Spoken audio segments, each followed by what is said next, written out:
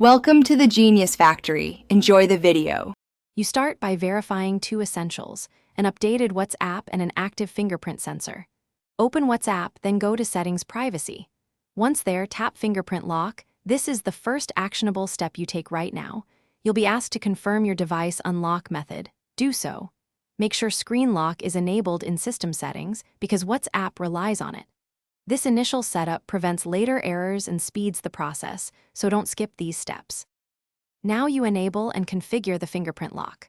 Toggle the fingerprint option in WhatsApp Privacy, then choose an auto lock delay that balances convenience and security, immediately for highest security, or 1 minute if you prefer fewer prompts.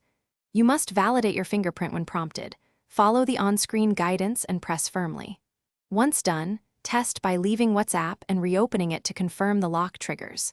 If it fails, re-register your finger in the device's biometric settings and repeat these steps. Finish by verifying how locks interact with notifications and message previews. Adjust Show Preview if you want privacy. If the fingerprint doesn't unlock, try simple fixes. Restart your phone, clear WhatsApp cache, then re-register fingerprints in System Settings and retest. Make sure your operating system is up to date, because biometric bugs are often fixed there.